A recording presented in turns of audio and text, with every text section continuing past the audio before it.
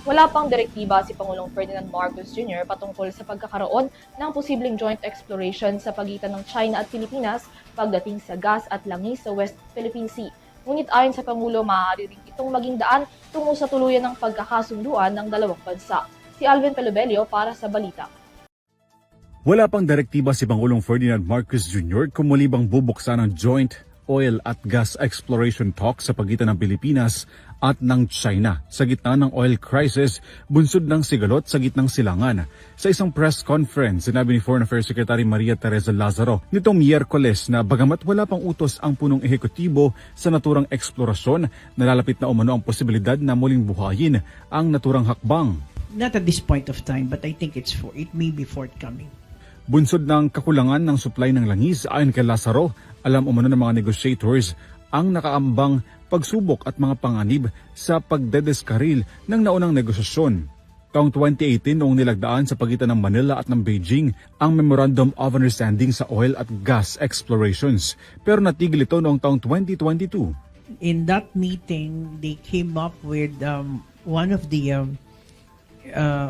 decisions there is to have some kind of an emergency trigger mechanism if the petroleum needs go to a certain level.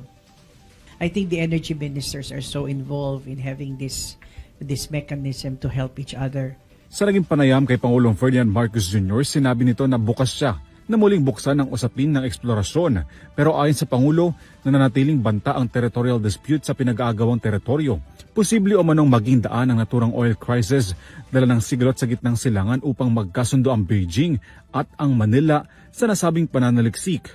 Taong 2023 nung nagkasundo sina Pangulong Marcos at Chinese President Xi Jinping na muling buksan ang usapin ng eksplorasyon ng langis at gaas sa West Philippine Sea. Pero pagtitiyak ng Pangulo, mayroong sapat na supply ng petrolyo sa gitna ng patuloy na pagtaas ng presyo ng langis. I think that we can be fairly confident.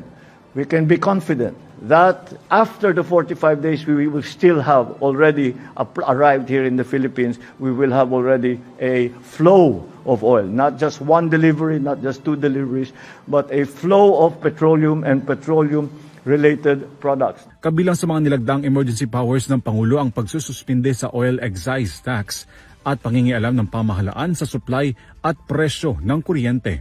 Para sa EuroTV News, Alvin Pelobelio, sumasaludo sa bawat Pilipino.